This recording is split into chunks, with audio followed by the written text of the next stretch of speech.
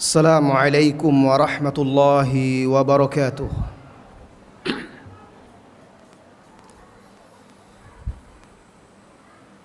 Alhamdulillahi hamdan katsiran tayyiban mubarakan fih. Asyhadu an la ilaha illallah wahdahu la syarika lah.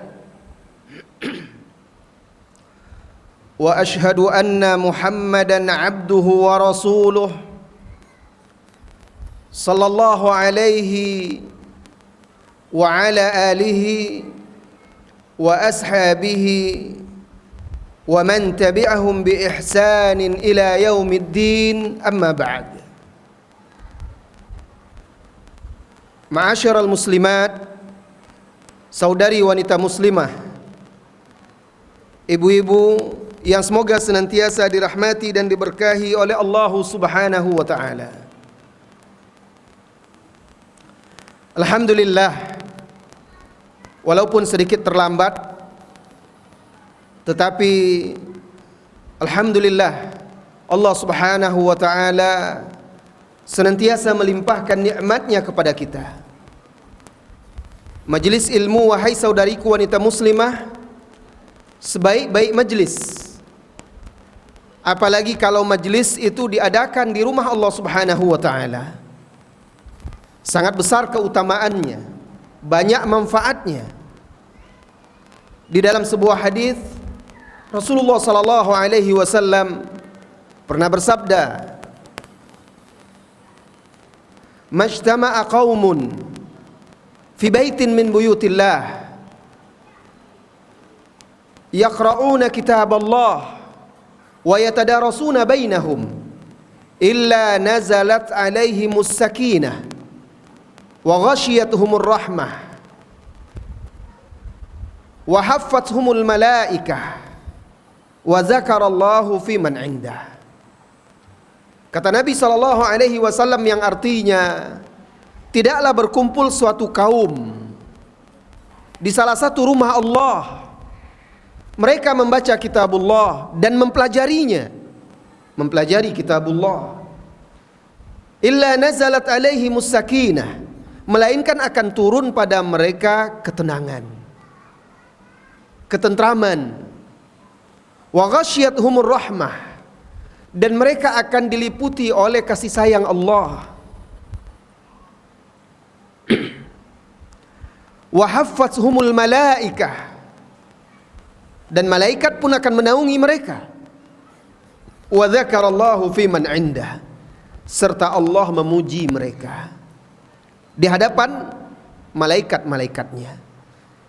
Saudari wanita muslimah, petang hari ini yang mempertemukan kita di rumah Allah Subhanahu wa taala ini dalam rangka menuntut ilmu, mengkaji ayat-ayat Allah dan hadis-hadis Rasulullah sallallahu alaihi wasallam. Mudah-mudahan kita termasuk di dalam kelompok yang disebutkan oleh Rasulullah sallallahu alaihi wasallam di dalam hadisnya tadi, yang Allah limpahkan ketenangan, ketentraman, kedamaian. Allah limpahkan kasih sayangnya, dinaungi oleh malaikat, serta dipuji dan disanjung oleh Allah Subhanahu wa taala. Kemudian salawat dan salam untuk Nabi kita yang mulia Muhammad sallallahu alaihi wasallam, sebaik-baik suri tauladan bagi kita semua. Kehidupan beliau, kehidupan rumah tangga beliau, tauladan bagi kita semuanya. Allah Subhanahu wa taala berfirman, "Laqad kana lakum fi Rasulillahi uswatun hasanah." Sungguh bagi kalian pada diri Rasulullah sallallahu alaihi wasallam itu ada suri tauladan yang baik. Kalaulah seseorang tidak bisa mengambil pelajaran, tidak mampu untuk menjadikan Rasulullah sallallahu alaihi wasallam sebagai suri tauladan, maka bagaimana mungkin dia berharap kepada orang selain Nabi untuk dijadikan suri tauladan? Banyak manusia, khususnya kaum muslimin, yang ngefans, menokohkan, mencontoh, meniru, menjadikan orang-orang yang tidak layak dijadikan sebagai teladan dijadikan sebagai panutan, padahal mereka memiliki suri tauladan yang baik, yaitu Rasulullah sallallahu alaihi wasallam. Maka wahai saudara-saudari, pelajari sejarahnya, baca biografinya, baca hadis-hadisnya, agar kita bisa benar-benar menjadikan Nabi kita yang mulia Muhammad sallallahu alaihi wasallam sebagai suri tauladan kita. Saudari wanita muslimah, Rasulullah sallallahu alaihi wasallam bersabda di dalam hadis yang sahih, diriwayatkan oleh Bukhari dan Muslim, kullukum ra'in wa kullukum mas'ulun an ra'iyatiha. Setiap kalian itu adalah pemimpin, dan setiap kalian akan ditanya tentang orang-orang yang dia pimpin. Al-imamu ra'in wa mas'ulun an ra'iyatihi. Seorang imam maksudnya pemimpin, presiden, gubernur, bupati, raja, sultan. Mereka adalah pemimpin. Kata Nabi SAW, al-imam, imam maksudnya pemimpin suatu negara. Ra'in adalah pemimpin yang mengayomi rakyatnya. Wa huwa mas'ulun an ra'iyatih, dan dia kelak akan ditanya, diminta pertanggungjawaban tentang rakyatnya. Warrajulu ra'in fi ahlihi wa huwa mas'ulun an ra'iyatihi. Seorang laki-laki, dia adalah pemimpin di tengah rumah tangganya, dan dia akan diminta pertanggungjawaban kelak tentang apa yang dia pimpin. Wal mar'atu fi baiti zawjiha ra'iyatun wa mas'ulatun an ra'iyatiha. Demikian juga seorang wanita. Simak wahai saudariku wanita muslimah. Nabi SAW ketika menyebutkan laki-laki, Rasulullah juga tidak lupa menyebutkan seorang perempuan. Apa kata Nabi? Wal mar'atu fi baiti zawjiha ra'iyatun. Dan seorang perempuan di rumah suaminya, dia juga seorang ra'iyah, pemimpin bagi anak-anaknya. Apalagi ketika suaminya tidak berada di rumah, tidak bersamanya, tidak di sampingnya. Wa mas'ulatun an ra'iyatiha. Dan wanita itu akan ditanya, diminta pertanggungjawaban tentang apa yang dia pimpin.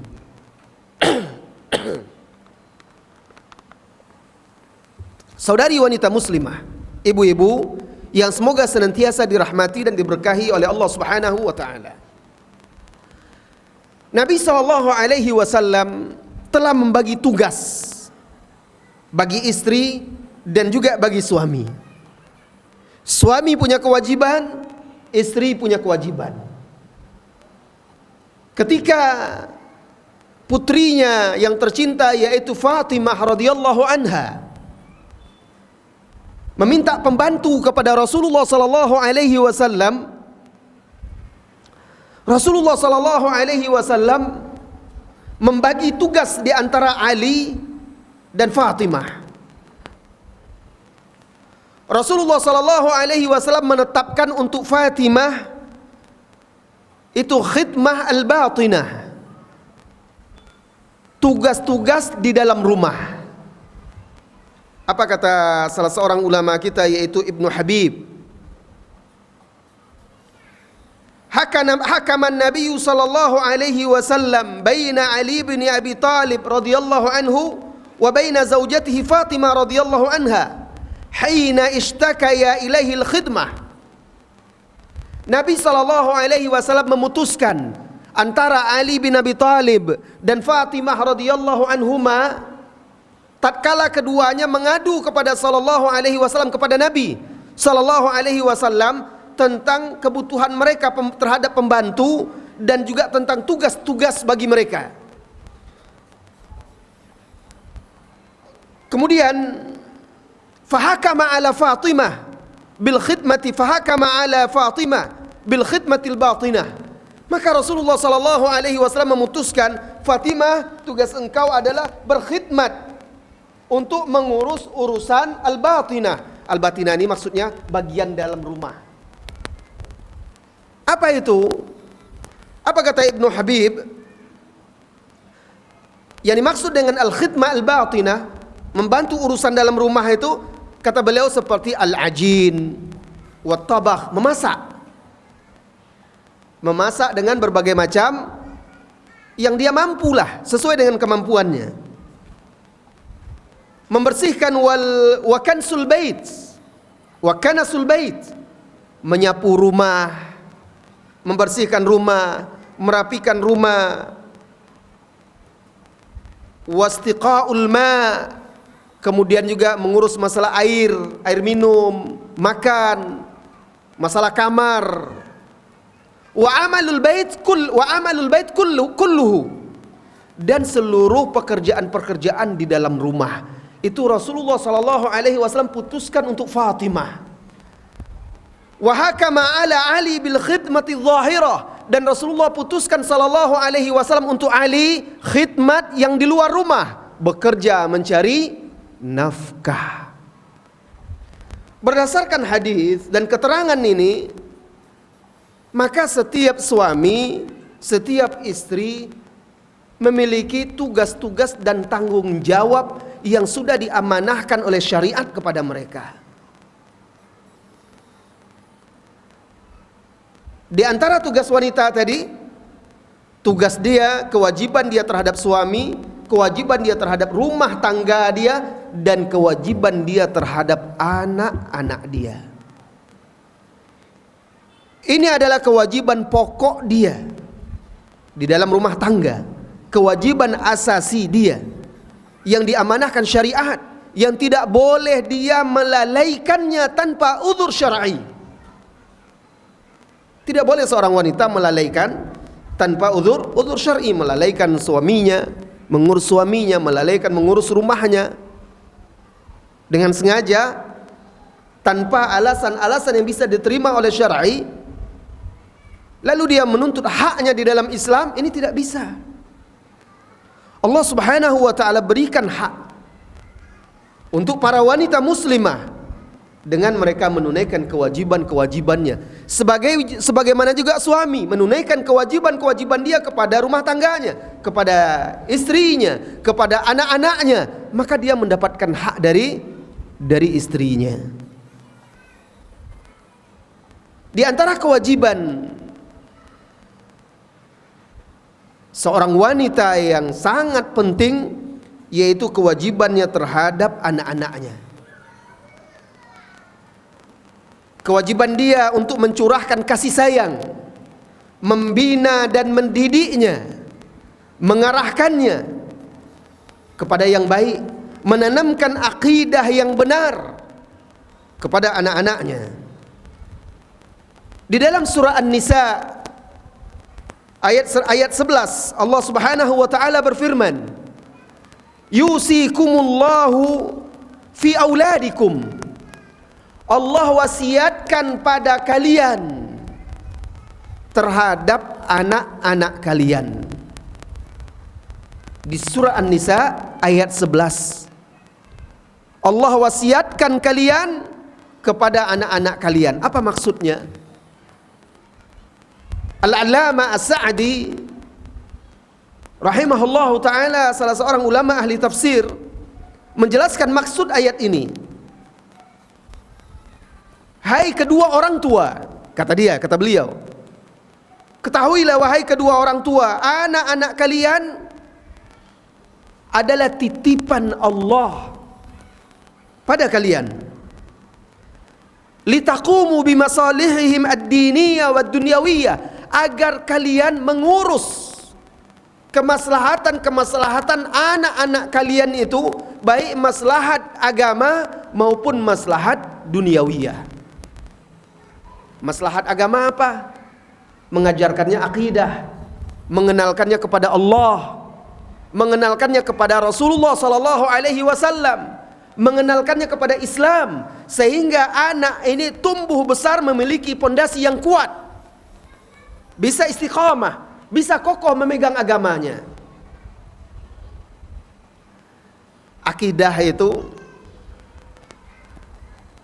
ibu-ibu semuanya, kalau tidak tertanam kuat dan kokoh, maka tidak mustahil kelak apabila ditiup oleh badai syubhat, maka dia akan bisa menyimpang, goyah, bahkan bisa berbalik ke belakang menjadi murtad. Kenapa? Karena tidak memiliki akidah yang kokoh. Mungkin ibu-ibu tahu ya, sekarang yang lagi rame kan, seorang pendeta yang dahulunya asalnya malah seorang ustadz, ya kan, guru agama di pesantren. Ibu-ibu mungkin mengikuti berita pendeta yang menghujat ayat-ayat Al-Quran itu. Nah, siapa yang menyangka dahulunya malah dia mengajar agama di salah satu pesantren, tetapi karena tidak kokoh akidahnya, prinsipnya, maka akhirnya goyah ketika syubhat datang.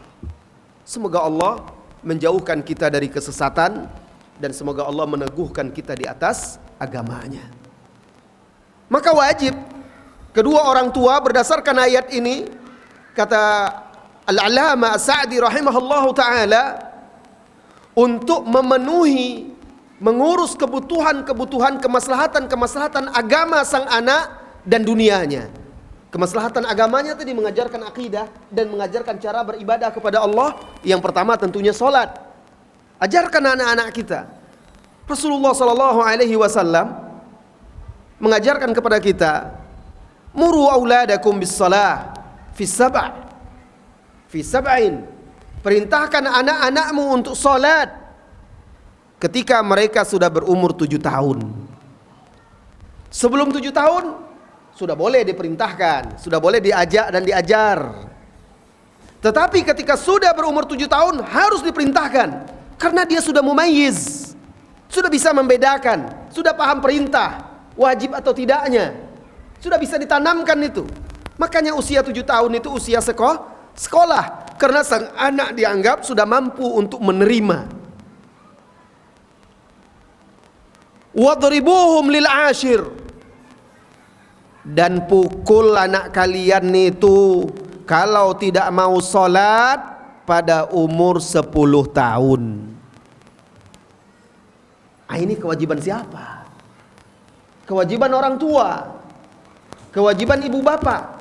Hanya saja sang bapak kan sering keluar, kesibukan dan tugas serta tanggung jawab dia. Pagi dia pergi bekerja sampai sore, bahkan kadang malam masih ada urusan yang lain-lainnya, dengan tetangga, dengan masyarakat dan segala macamnya. Siapa lagi yang akan bertanggung jawab dan bertugas? Tentu yang di rumah, ra'iyah, yang kata Nabi SAW tadi, wal mar'atu fi baiti zawjiha ra'iyatun. Wanita itu di rumah suaminya adalah pemimpin ketika suaminya tidak ada, dan dia bertanggung jawab terhadap apa yang dia pimpin. Kemudian As-Sa'di rahimahullahu ta'ala melanjutkan, maslahat dunia apa? Memberikan dia pakaian yang layak, menutup aurat, memberikan dia makan yang halal, memberikan dia tempat tinggal yang halal. Ini juga tanggung jawab dan kewajiban orang tua. Nah, ini bapaknya lagi. Mengajarkan dia perkara-perkara ilmu-ilmu yang bermanfaat untuk dunia mereka. Fatu'allimunahum wa tu'addibunahum wa takuffunahum anil mafasid. Kata Syekh As-Sa'di rahimahullahu ta'ala, maka kalian wajib mengajarkan mereka, mendidik mereka, dan mencegah mereka dari kerusakan-kerusakan. Wa ta'murunahum bi ta'atillah wa mulazamati taqwa. Kalian wahai kedua orang tua wajib memerintahkan anak-anak kalian untuk senantiasa taat kepada Allah, senantiasa bertakwa, alad dawam, terus menerus diajarkan. Jadi mengajar anak itu tidak terputus. Bahkan Rasulullah SAW sudah menikah putrinya tetap diberinya bimbingan, tetap diberinya pengajaran. Beliau ajak mereka, beliau nasihati. Karena ikatan dengan orang tua tidak akan pernah putus. Saudara-saudari kaum muslimin dan muslimat yang semoga senantiasa dirahmati dan diberkahi oleh Allah Subhanahu wa taala. Di dalam surah At-Tahrim, Allah Subhanahu wa taala berfirman, "Ya ayyuhalladzina amanu qu anfusakum wa ahlikum nara waquduha an-nasu wal hijarah." Apa kata Allah Subhanahu wa taala? Wahai orang-orang yang beriman, jaga diri kalian dari api neraka dan jaga juga keluarga kalian. Keluarga di sini termasuk anak-anak. Maka termasuk wanita, wajib dia menjaga anak-anaknya dari api neraka. Jaga mereka dari api neraka yang bahan bakarnya adalah manusia dan batu-batu. Saudari wanita muslimah, ibu-ibu, akhwat yang semoga senantiasa dirahmati dan diberkahi oleh Allah Subhanahu wa taala. Jadi, anak-anak adalah wasiat yang Allah wasiatkan kepada orang tua berdasarkan firman Allah di surat An-Nisa ayat 11 tadi. Yusikumullahu fi auladikum. Allah wasiatkan kepada kalian terhadap anak-anak kalian. Apa maksudnya wasiat di sini? Kewajiban untuk mengurus urusan agama dan dunia, kemaslahatan agama dan dunia sang anak. Wa amma an yudayyi'uha, adapun apabila orang tua menyia-nyiakan wasiat Allah itu, fayastahiqqu bidzalikal wa'id wal iqab, maka kedua orang tua itu berhak mendapatkan ancaman dan hukuman dari Allah Subhanahu wa taala.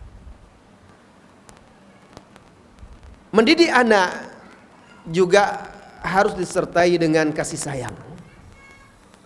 Dan orang yang paling berkewajiban untuk itu mencurahkan kasih sayang tentunya sang ibu. Anak-anak butuh kelembutan dan kasih sayang sang ibu. Dan butuh ketegasan, kedisiplinan sang ayah. Tetapi sang ayah juga harus menyayangi sang anaknya. Namun ayah ketika dia mengungkapkan sayangnya berbeda dengan cara seorang ibu dalam mengungkapkan sayangnya.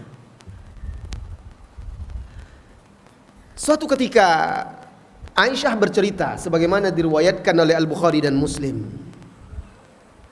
Datanglah sekelompok orang dari Al-A'rab. Al-A'rab itu Arab kampung, Arab Badui. Dari pelosok-pelosok di gurun pasir itu. Datang ke kota Madinah dan menemui Rasulullah sallallahu alaihi wasallam. Waktu itu Rasulullah sallallahu alaihi wasallam sedang bersama salah seorang cucunya. Lalu beliau mencium cucunya. Heran orang ini. Orang-orang Arab Badui itu. Lalu dia bertanya, "Atuqabbiluna sibyanakum?" Apakah kalian mencium anak-anak kalian? Maka sahabat menjawab, ya. Lalu mereka, orang-orang Arab Badui ini berkata, "Lakinna wallahi ma nuqabbil." Tapi kami demi Allah tidak pernah kami cium anak-anak kami. Rasulullah sallallahu alaihi wasallam lalu menjawab, "Apa yang bisa saya perbuat? Awa amlik in kana Allah naza'a minkum ar-rahmah." Apa yang bisa saya perbuat jika Allah telah mencabut dari diri kalian itu rahmah, kasih sayang. Nah, salah satu bentuk kasih sayang orang tua kepada anaknya di sini adalah mencium sang anak. Ternyata ada sebagian orang mereka tidak pernah mencium anaknya seperti diceritakan di hadis muttafaqun alaihi ini. Sehingga heran dia, kalian kok cium anak kalian? Kami nggak pernah cium anak kami. Ternyata apa kata Rasulullah sallallahu alaihi wasallam? Apa yang bisa saya perbuat jika ternyata Allah telah mencabut kasih sayang dari diri kalian? Kasih sayang seorang ibu, kasih sayang seorang ayah itu dibutuhkan oleh sang anak. Bahkan di saat seorang ayah, seorang ibu marah kepada anaknya, haruslah ada terselip atau dia selipkan pada marahnya itu, dalam marahnya itu kasih sayang, sehingga anaknya paham marah ayahnya itu, marah ibunya kepada dia adalah karena mereka sayang kepadanya, karena mereka mengasihinya. Maka wahai saudari wanita muslimah, jagalah amanah ini, jagalah wasiat Allah Subhanahu wa taala ini, bertakwalah kepada Allah, tunaikan kewajiban kalian kepada anak-anak kalian, didik mereka di atas agama Allah Subhanahu wa taala, jauhkan mereka dari kemungkaran, kemudaratan yang sekarang sangat banyak di dalam rumah-rumah kaum muslimin. Kemungkaran-kemungkaran dan fitnah-fitnah itu bisa melalui layar kaca, televisi, bisa melalui radio, juga bisa melalui handphone. Begitu banyak dan begitu mudahnya orang tua memfasilitasi anak-anaknya, bahkan yang masih kecil, membebaskannya dengan handphone, membebaskannya untuk berinternet ria. Dia lupa bahwa sebenarnya itu bukanlah kasih sayang. Itu adalah kasih sayang yang semu, tetapi sebenarnya itu adalah racun yang dibungkus dengan bentuk kasih sayang yang semu. Akhirnya tanpa dia sadari, anaknya tersebut menjadi rusak dan teracuni karena dibebaskan oleh orang tuanya menggunakan media-media ini. Maka hendaklah para wanita bertakwa kepada Allah Subhanahu wa taala, dan hendaklah wanita benar-benar fokus menunaikan amanahnya. Kalaulah seorang wanita itu benar-benar menunaikan tanggung jawabnya untuk rumahnya, untuk suaminya, untuk anak-anaknya, niscaya dia tidak akan bisa lagi dia sibuk pagi, petang, siang, malam dengan handphonenya. Karena dia punya tanggung jawab yang akan Allah tanya kelak di hari kiamat.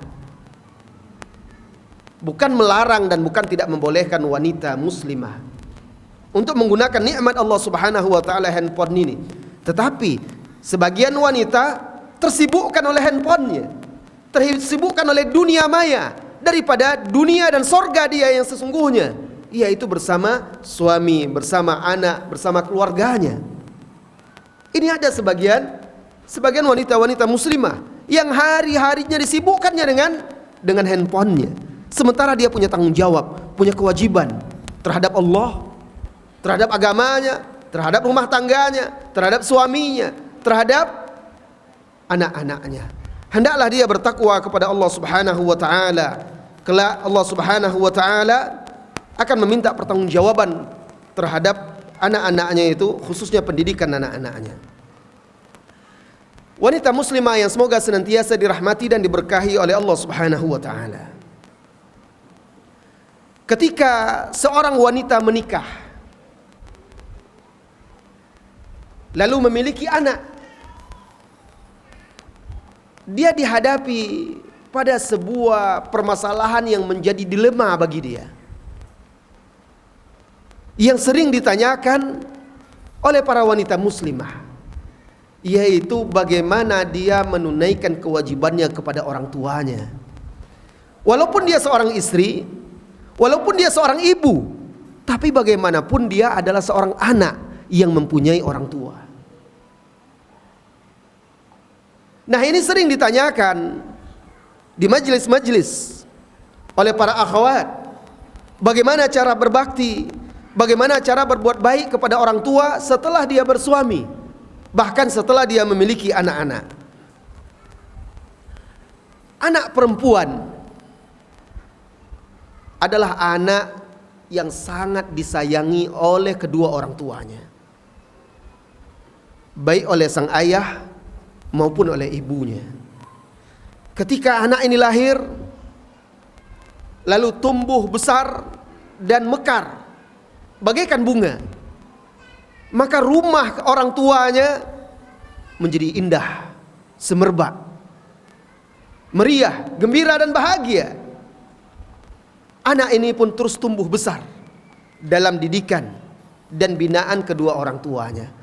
Sampailah saatnya sang anak ini akhirnya mendapat amanah untuk melanjutkan estafet kehidupan, melanjutkan kehidupan orang tuanya kelak.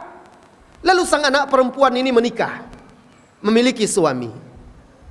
Di awal-awal pernikahan biasanya, di awal-awal pernikahan seorang wanita, biasanya masih ada keterikatan dan keterpautan dengan rumah pertamanya, yaitu rumah bapak ibunya. Hubungannya masih begitu dekat. Bahkan sebagian mereka masih tinggal bersama orang tuanya. Terasa begitu erat. Dan dia masih sering begitu rindu dan sangat ingin selalu bersama kedua orang tuanya walaupun dia sudah punya suami. Kemudian seiring berjalannya waktu, bertambahnya usia pernikahan, tentu dia sudah semakin mengenal suaminya. Cinta dan kasih sayang bersama suaminya mulai tumbuh. Ikatan mulai kuat. Sehingga mulai berkurang rasa keterikatan yang dulu ada pada bapak dan ibunya. Ini fakta, real. Kemudian seiring perjalanan waktu dan bertambahnya usia pernikahan, si wanita ini dikaruniai oleh Allah Subhanahu wa taala dengan anak. Sekarang kesibukannya bukan lagi hanya kepada suami, kesibukannya juga mengurus sang anak. Tak terasa sudah semakin jarang dia berkunjung kepada orang tuanya. Bahkan karena sudah punya anak, ingin mereka tinggal sendiri, mandiri, dan itu hak dia bersama suaminya. Kemudian tidak terasa sudah mulai berkurang dia menjenguk, mengunjungi bapak ibunya. Bertambah anak lagi, bertambah kesibukannya, sibuk dengan suaminya, sibuk mengurus rumah tangga, sibuk untuk anak-anaknya yang sudah semakin bertambah 2, 3, 4. Sudah semakin jarang. Bahkan tidak bisa lagi setiap tahun untuk berkunjung kepada orang tuanya. Bahkan sudah jarang terkadang untuk menghubungi, menanyakan orang tuanya. Saudara-saudari, saudari wanita muslimah, kaum muslimat yang semoga senantiasa dirahmati dan diberkahi oleh Allah Subhanahu wa taala. Sementara hati kedua orang tuanya selalu bergelora, bergetar karena rindu kepada anaknya. Bagaimanapun itu anaknya, putrinya, tetap ada kerinduan yang membuncah di dalam dadanya. Tapi sang anak ini sudah jarang berkunjung, sang anak ini sudah jarang bertanya, sang anak ini sudah jarang menelpon, menghubungi. Apa yang bisa dilakukan oleh orang tua lagi? Bahkan seiring perjalanan waktu, kadang orang tua ini sudah semakin renta. Mungkin tinggal salah seorangnya, bisa jadi tinggal ayah saja, atau bisa jadi tinggal ibu yang sudah tua renta. Di saat dimana ketika di usia tua itulah orang paling membutuhkan anaknya. Bukan butuh uangnya, butuh kasih sayangnya, butuh perhatiannya, butuh pendampingannya. Sebagian orang tua bahkan kadang dia sudah lemah sekali.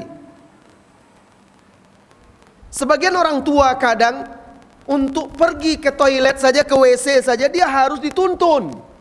Bahkan kadang harus disuapi. Oleh karena itulah wahai saudari wanita muslimah, Allah Subhanahu wa taala ketika memerintahkan berbakti kepada kedua orang tua, yang paling ditekankan itu adalah berbakti di usia tua. Apa kata Allah Subhanahu wa taala? Wa qada rabbuka alla ta'budu illa iyyahu wa bil walidaini ihsana. Imma yablughanna 'indaka al-kibara ahaduhuma aw kilahuma fala taqul lahumā uff wala tanharhuma wa qul lahumā qawlan karīmā. Allah telah wajibkan kepada kalian agar kalian tidak beribadah kecuali kepadanya, dan agar kalian berbuat baik kepada kedua orang tua kalian. Bisa jadi salah satu atau keduanya sampai usia tua dalam kehidupan kalian, maka ketika itu jangan katakan uff, jangan kalian menghardiknya, tetapi ucapkanlah kepadanya kata-kata yang lembut. Orang tua di usia senja, dia butuh anaknya. Lantas dengan siapa anaknya ini? Apakah dengan anak laki-lakinya yang sudah menikah punya istri, dia yang mengurusnya? Saudari wanita muslimah, anak laki-laki tidak akan mampu dan tidak akan bisa mengurus seperti wanita mengurus orang tuanya. Apalagi kalau yang tinggal adalah ibunya, istri dari anaknya, menantunya yang perempuan. Walaupun dia berbuat baik kepada mertuanya yang sudah tua ini, barangkali tidak akan bisa maksimal seperti anaknya sendiri. Bisa jadi dia memang ikhlas karena Allah Subhanahu wa taala merawat mertuanya itu, alhamdulillah. Tapi bisa jadi hanya karena saya suami anaknya. Sehingga kadang-kadang antara mertua dengan menantu perempuan kadang-kadang kurang akur. Salah satunya karena itu. Kenapa? Karena tidak semua menantu perempuan benar-benar bisa mensikapi mertuanya sebagai ibunya. Maka dalam kondisi seperti ini ketahuilah wahai akhwat, sesungguhnya yang paling layak, paling berkewajiban untuk bisa mengurus sang ibu yang sudah tua itu adalah sang wanita, anak perempuannya. Tapi saya sudah berkeluarga, Ustaz. Saya punya tanggung jawab. Saya punya suami. Saya punya anak-anak. Ya, betul. Tetapi itu tidak menghilangkan kewajibanmu terhadap ibumu. Maka harus terus berbuat baik kepadanya. Apa mungkin saya membawanya ke rumah saya? Minta izin kepada suamimu. Karena dia tidak ada lagi yang mengurus. Tidak akan bisa telaten mengurusnya kecuali anak perempuannya. Barangkali engkau dapatkan suami yang kurang setuju dengan itu, dan mungkin bisa jadi dia juga kurang baik kepada ibumu atau kepada orang tuamu. Biasanya ayah atau orang tua, ayah ibu, kalau ayah biasa walaupun dia sudah tua, dia lebih bisa mandiri biasanya. Dia tidak terlalu berharap kepada anaknya. Tapi ibu itu paling butuh kepada anaknya. Itulah saat yang paling dibutuhkan bakti anak kepada orang tua. Maka bagaimana caranya agar suami bisa menerima atau bisa lapang dada menerima dan mengizinkan Anda untuk mengurus ibu Anda? Salah satunya apa? Dengan berbuat baik kepada ibunya. Ibunya suami, artinya mertua Anda. Berbuat baiklah kepada dia dengan ikhlas. Berbuat baiklah kepadanya dengan ikhlas. Uruslah dia dengan baik. Berakhlak mulialah dengan baik. Insya Allah kalau suami melihat hal seperti itu, tentu akan terbuka pintu hatinya. Istri saya ini berbakti kepada ibu saya, maka tidak ada alasan saya untuk menghalangi dia berbakti kepada ibunya sebagaimana dia berbakti kepada ibu saya. Dia mengurus ibu saya, dia merawat ibu saya. Apa alasan saya untuk menghalanginya? Kaum muslimat yang semoga senantiasa dirahmati dan diberkahi oleh Allah Subhanahu wa taala. Maka dengan menikah, seorang anak perempuan tetap memiliki kewajiban kepada ibunya, ibu bapaknya, tetapi dia harus bisa memanage kewajiban kepada suaminya dengan kewajiban kepada orang tuanya. Tidak perlu dibenturkan antara kewajiban kepada keduanya, tetapi diatur, dimanage sebaik mungkin.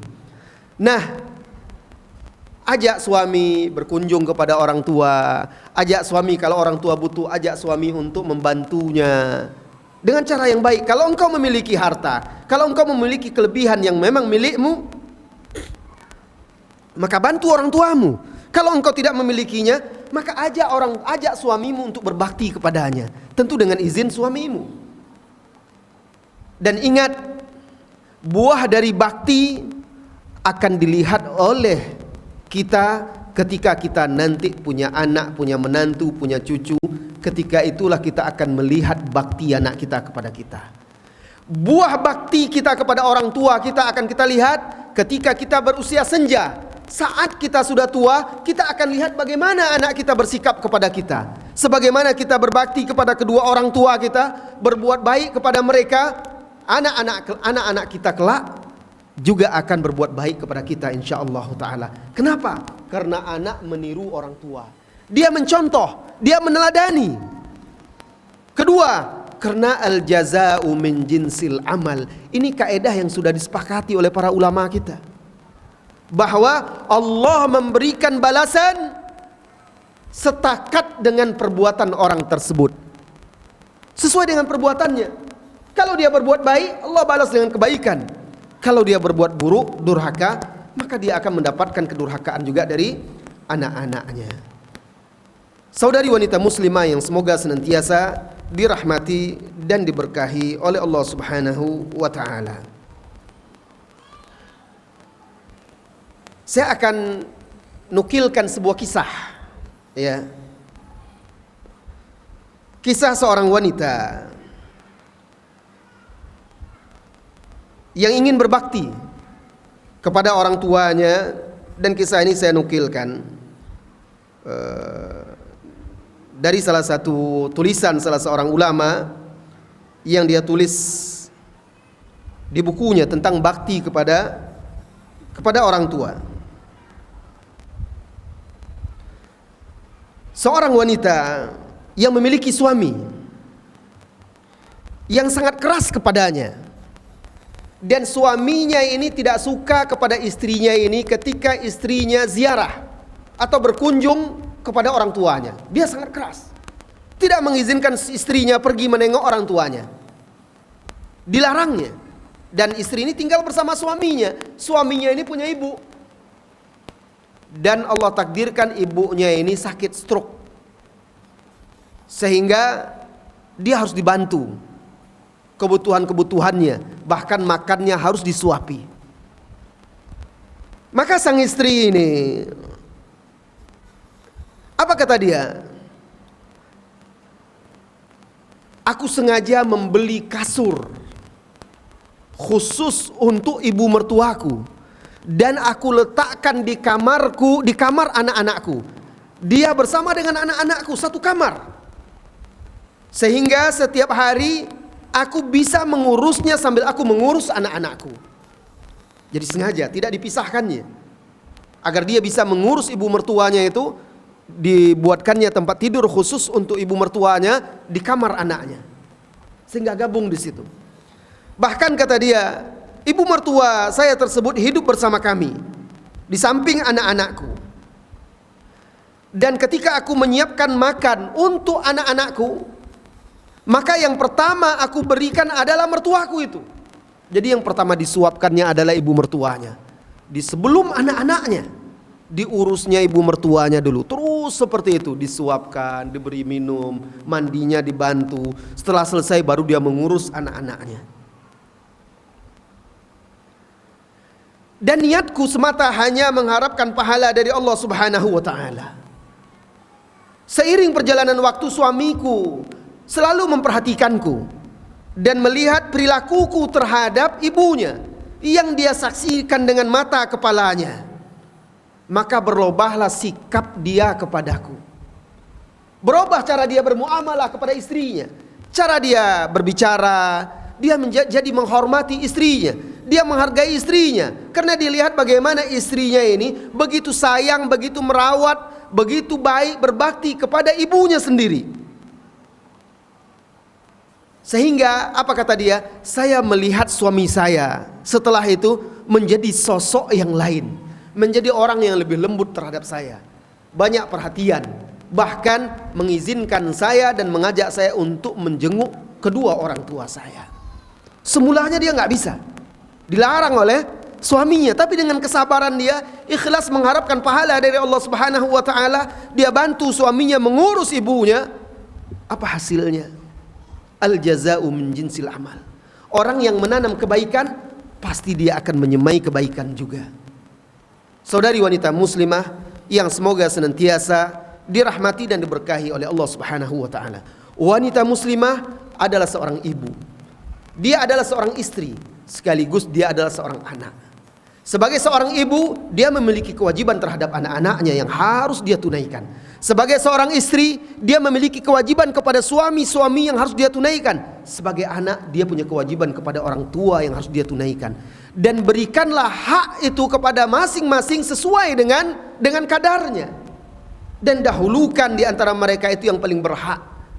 Harapkan pahala dari Allah Subhanahu wa taala dan mohonlah kekuatan, insyaallah Allah akan mudahkan, Allah akan bantu. Saudari wanita muslimah yang semoga senantiasa dirahmati dan diberkahi oleh Allah Subhanahu wa taala. Baik, ini ada beberapa pertanyaan dari akhwat yang sudah masuk. Saya akan jawab. Assalamualaikum Ustaz. Waalaikumsalam warahmatullahi wabarakatuh. Afwan, izin bertanya, ya. Bagaimana caranya menurunkan ego ketika punya pertengkaran dengan suami? Mohon nasihatnya dan sarannya. Syukran, jazakumullahu khairan. Sebenarnya ketika ada pertengkaran dengan suami, maka yang paling dituntut untuk menurunkan ego itu adalah suami sebenarnya. Ya. Kenapa? Karena suami ini laki-laki. Laki-laki lebih dominan, dia menggunakan akal pikirannya. Sementara wanita itu memang dia dominannya egonya, perasaannya. Maka kalau kita lihat Rasulullah Sallallahu Alaihi Wasallam ketika bertengkar dengan istrinya, maka kita lihat lebih banyak Rasulullah yang diam, lebih banyak Rasulullah yang sabar, berlapang dada. Nanti setelah tenang, setelah reda, baru beliau memberi nasihat. Bahkan dalam beberapa kejadian peristiwa dia dengan istrinya, malah sikap beliau yang sabar itulah yang akhirnya mencairkan suasana. Seperti yang diriwayatkan oleh Al-Imam Al-Bukhari, terjadi pertengkaran antara Rasulullah Sallallahu Alaihi Wasallam dan Aisyah. Terjadi perselisihan sampai-sampai Aisyah meninggikan suaranya, berkata dengan suara yang keras terhadap Rasulullah Sallallahu Alaihi Wasallam. Lihat, ini Rasulullah Sallallahu Alaihi Wasallam. Oh, bukan berarti boleh ya langsung, wah kalau Aisyah saja seperti itu berarti boleh saya seperti itu, bukan. Sifatnya wanita itu kadang dia lepas kontrol. Dia tahu itu tidak boleh, dia harus menghargai suaminya. Dia tidak boleh meninggikan suaranya di atas suara suaminya. Tapi kadang karena perasaan dia yang lebih daripada seorang suami, maka terkadang wanita itu lepas kontrol, akhirnya suaranya lebih tinggi daripada suaminya. Dan itu salah. Tapi Rasulullah Sallallahu Alaihi Wasallam tahu ini kesalahan istrinya, dan memang itulah dia wanita yang memang diciptakan oleh Allah dari tulang rusuk yang bengkok. Maka Rasulullah Sallallahu Alaihi Wasallam tetap bersabar. Yang marah malah Abu Bakar, ayahnya Aisyah. Waktu itu ayahnya Aisyah radhiyallahu anha, Abu Bakar radhiyallahu anhu sedang lewat di depan rumah Rasulullah Sallallahu Alaihi Wasallam. Terdengar suara Aisyah yang keras. Abu Bakar marah, dia minta izin masuk. Setelah masuk, langsung dia pukul Aisyah. Marah dia kepada anaknya karena mengeraskan suara, meninggikan suaranya dari Rasulullah Sallallahu Alaihi Wasallam. Aisyah ketika dipukul oleh ayahnya langsung lari ke punggung Rasulullah Sallallahu Alaihi Wasallam, berlindung di belakang Rasulullah Sallallahu Alaihi Wasallam. Apa kata Rasulullah? Ya Abu Bakar, bukan untuk ini kami izinkan engkau masuk, katanya. Wah, dibela Rasulullah Sallallahu Alaihi Wasallam. Setelah Abu Bakar pergi, apa kata Rasulullah Sallallahu Alaihi Wasallam pada Aisyah? Wahai Aisyah, lihatlah, aku sudah melindungimu dari ayahmu. Subhanallah. Tidak ada marahnya, ya. Beliau tetap bersabar, beliau tetap berlapang dada. Tapi wahai saudariku, agar engkau bisa bersabar menurunkan egomu terhadap suamimu, ketahuilah bahwa hak suamimu itu sangat besar. Sehingga kata Rasulullah Sallallahu Alaihi Wasallam, kalau seandainya aku memerintahkan seseorang untuk sujud kepada manusia, aku akan perintahkan wanita sujud kepada laki-laki, kepada suaminya. Begitu besarnya hak suami, sehingga tidak boleh seorang wanita meninggikan suaranya, bersikap kasar kepada suaminya. Bahkan yang terbaik bagi seorang wanita adalah meraih tangan suaminya, meminta maaf kepadanya, meminta keridhoannya. Suatu ketika Rasulullah sallallahu alaihi wasallam berkata kepada para sahabatnya, "Maukah kalian aku tunjukkan istri-istri kalian di sorga kelak?" "Bala ya Rasulullah," mau ya Rasulullah sallallahu alaihi wasallam. Lalu Rasulullah sallallahu alaihi wasallam menyebutkan sifat-sifat wanita yang menjadi istri kalian itu, kata Rasulullah sallallahu alaihi wasallam. Mereka adalah wanita al-wadudul walud, wanita yang punya sifat kasih sayang, wanita yang memberikan atau yang memiliki keturunan yang banyak, dan juga disebutkan di situ wanita yang apabila dia disakiti oleh suaminya. Maksud disakiti ini mungkin terjadi permasalahan dan dia tahu suaminya salah. Lalu dia raih tangan suaminya dan dia berkata kepada suaminya, "Wahai suamiku, aku tidak akan bisa memejamkan mataku untuk tidur sampai engkau ridho kepadaku." Kenapa dia bisa seperti itu? Karena dia tahu bahwa kalau seandainya suaminya sampai subuh tidak ridho kepada dia, kalau suaminya murka kepada dia sampai subuh, dia takut Allah yang di atas langit sana akan melaknatnya. Malaikat-malaikat akan mendoakan keburukan untuknya. Sebagaimana di dalam hadis-hadis Rasulullah sallallahu alaihi wasallam. Maka minta keridhaan kepada suami. Dengan itu, dengan kita minta maaf, minta keridhaan suami dengan mengharapkan pahala dari Allah, insya Allah ego itu bisa diturunkan. "Ustaz, tetangga ana orang kafir yang sangat zalim kepada tetangga-tetangganya. Ana selalu bersabar ketika beliau menzalimi ana. Namun ketika ia menzalimi tetangga ana yang muslim juga yang sudah tua, ana tidak bisa bersabar. Rasanya ingin melaknat, mendoakan keburukan untuknya. Bolehkah kita mendoakan orang kafir tersebut agar mendapatkan balasan di dunia?" Yang pertama yang dilakukan sesama tetangga itu adalah saling menasihati dan mengingatkan. Maka walaupun dia tetangga yang kafir, maka harus dinasihati dia dengan cara yang baik, diingatkan dengan cara yang baik. Bagaimana? Mengingatkan dia, beri dia hadiah, beri dia makan, kirimkan makanan, sehingga pada momen nanti yang memungkinkan sampaikan kepada dia. Ya, sampaikan kepada dia supaya berbuat baik kepada tetangganya. Dan ingat, orang yang tidak baik kepada kita, orang yang selalu berbuat buruk kepada kita, kalau kita balas dengan kebaikan, insya Allah akan berubah menjadi kebaikan. Sebagai tetangga walaupun dia non muslim, maka kita harus menjadikan dia, memberikan hak-hak dia sebagai tetangga. Tidak boleh menyakiti dia, tidak boleh menzalimi dia. Kalau dia butuh kita bantu. Dan salah satu hak bertetangga juga beri makanan kepada dia, kirim hadiah. Dalam rangka apa? Ta'liful qulub, merangkul hati dia, atau minimal dalam rangka mengurangi gangguan-gangguan kezaliman dia. Karena orang biasanya akan terkunci lidahnya, akan terbelenggu sikap dia ketika terhadap orang yang punya jasa baik kepada dia. Maka berikan kebaikan-kebaikan kepada dia. Ada makanan lebih kirim, beri hadiah, buat baik, sehingga dia tidak bisa lagi untuk menzalimi kita. Karena dia sudah tahu, wah, ini orang baik kepada saya. Dan bisa jadi dengan akhlak kita yang baik itu, akhlak kita yang mulia itu, bisa jadi mudah-mudahan dia dapat hidayah. Tapi kalau kita lihat ada saudara kita yang muslim disakiti dan benar-benar dizalimi, engkau harus membelanya dengan cara yang baik. Unsur akhaka zaliman aw mazluman, kata Rasulullah sallallahu alaihi wasallam. Tolong saudaramu walaupun dia zalim. Kalau zalim dengan mencegah dia dari berbuat zalim, atau yang dizalimi mungkin dengan menasihati tetangga tadi, atau mendamaikan di antara mereka. Mendamaikannya, misalnya cara mendamaikan, buat makanan, undang makan keduanya. Saudara kita yang muslim dan saudara kita non muslim itu undang keduanya makan. Biar tahu permasalahannya apa, biar cair suasana. Makan di rumah kita. Nah, ini juga bisa. Dan Rasulullah sallallahu alaihi wasallam diundang oleh tetangganya orang Yahudi, datang makan. Ya, dipenuhi oleh Rasulullah sallallahu alaihi wasallam selama makanan itu adalah yang halal. Allahu a'lam bissawab. Ustaz, apa saja syarat seorang suami jika ingin menikah lagi? Nanti saudariku kamu bertanya tapi nanti malah berat bagi kamu, ya. Menanyakan sesuatu nanti dikasih pertanyaan, suami kamu dengar, akhirnya dia merasa berarti saya sudah terpenuhi syarat ini. Pulang dia ke rumah disampaikannya, bagaimana? Kan susah nanti. Yang lain aja lah ya.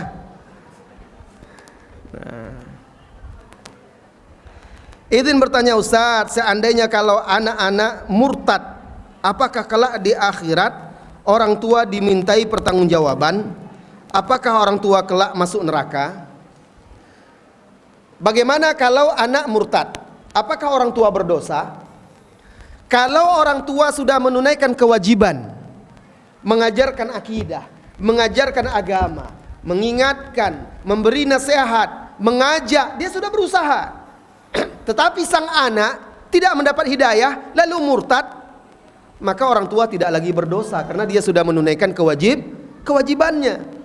Tapi kalau anaknya murtad disebabkan kelalaian orang tua yang tidak mengajarkan agama, tidak mendidiknya, tidak mengarahkannya, tidak melarangnya dari hal-hal yang berbahaya, ya orang tua berdosa karena dia melalaikannya. Nabi Nuh alaihissalam, anaknya murtad, anaknya musyrik, tidak mau beriman dan tidak mau bergabung bersama beliau di atas perahunya. Diceritakan oleh Allah Subhanahu wa taala di dalam surat Hud di juz 12. Ketika banjir sudah datang, air laut mulai menenggelamkan, nampaklah anak Nabi Nuh ini lari ke atas gunung. Lalu dipanggil oleh Nabi Nuh, ya bunayya, irkam ma'ana wa la takum ma'al kafirin. Wahai anakku, ayo cepat naik ke atas kapal. Jangan engkau ikut bersama orang-orang kafir itu. Tapi anaknya ini enggak juga paham. Anaknya menjawab, qala sa'awi ila jabali ya'simuni minal ma'. Tidak wahai ayah, aku akan naik ke puncak gunung itu yang akan melindungiku dari air bah ini. Apa kata Nabi Nuh? Masih diingatkannya juga. Qala la asimal yauma min amrillahi illa man rahim. Tidak ada siapapun yang bisa selamat dari hukuman dari azab Allah hari ini kecuali orang-orang yang dikasihi oleh Allah. Anaknya enggak peduli, terus dia lari ke atas gunung, akhirnya gunung pun ditenggelamkan. Anaknya mati. Ya. Apakah Nabi Nuh berdosa? Tidak, dia sudah tunaikan kewajibannya. Dia terus ajak anaknya, tapi anaknya yang tidak mau. Jadi kalau orang tua sudah menunaikan kewajibannya mendidik dan menjaga anaknya, insya Allah tidak berdosa. Sejauh mana seorang wanita boleh menuntut ilmu? Menuntut ilmu wajib bagi wanita sebagaimana juga wajib bagi kaum laki-laki. Hadis yang mengatakan talabul ilmi faridatun ala kulli muslim, itu umum untuk seluruh kaum muslimin, baik pria maupun wanita. Jadi sampai tua pun dia boleh menuntut ilmu. Yang penting tetap dijaga adab-adab syar'i, etika-etika syar'i, ya, dan harus dia bisa memprioritaskan yang wajib daripada yang tidak wajib. Artinya ada kewajiban-kewajiban yang dia jaga. Jangan sampai karena menuntut ilmu dia melalaikan pula kewajiban rumah tangganya, kewajiban terhadap suami dan anak-anaknya, itu juga tidak boleh. Ya, dahulu wanita-wanita di zaman Rasulullah sallallahu alaihi wasallam juga dikhususkan hari mereka untuk belajar. Mereka minta dan dikhususkan oleh Rasulullah sallallahu alaihi wasallam.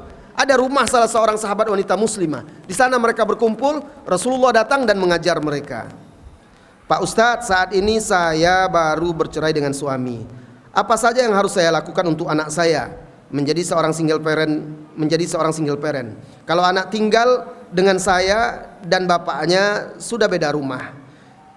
Ketika seorang wanita bercerai dan anak bersama dia, maka dia berkewajiban untuk mendidik anaknya. Adapun nafkah anaknya tetap dari ayahnya. Adapun pendidikan, jaga agamanya. Carikan dia sekolah yang betul-betul akan bisa mendidik dan menjaga sang anak. Jadikan sekolah agama yang bagus, jaga pergaulan dia, tanamkan kepada sang anak itu walaupun ayahmu sudah bercerai dengan ibumu tapi dia tetap ayahmu. Ajarkan dia berbakti. Ya, ajarkan dia berbakti kepada sang ayah. Ini yang terakhir ya, karena tadi sudah dikode-kode oleh panitia, waktunya sudah habis Ustaz. Ini terakhir nih, pas ini terakhir. Singkat saja jawabannya. Assalamualaikum Ustaz. Waalaikumsalam. Saya seorang single mom dan saya merantau sendiri untuk mencari nafkah untuk anak-anak saya. Dan saya memantau anak-anak hanya lewat HP. Setiap waktunya sholat selalu saya ingatkan untuk sholat. Dan setiap saya tanya lagi sudah sholat nak, pasti jawabannya belum dan belum. Lalu harus bagaimana lagi? Saya harus mengingatkannya, Ustaz, sekolahkan anak kita itu. Dengan kondisi ibu seperti ini, sibuk bekerja, tidak ada yang memantau dia, sekolahkan dia, misalnya masukkan ke pesantren. Maka di sana dia akan lebih terjaga. Atau carikan sekolah yang full day. Jadi dari pagi sampai sore dia sekolah agama, dia sholat di sana, dididik, dibimbing oleh guru-gurunya. Malam tinggal Anda lagi yang mengarahkan dia. Tapi kalau seperti itu terus, tidak ada yang mengawasi, tidak ada yang mengajak dia, nanti akhirnya dia terbiasa berbohong, terbiasa menunda-nunda dan melalaikan sholat. Carikan sekolah, carikan pesantren, masukkan dia ke pesantren yang bagus, yang bermutu dalam mengajarkan akidah.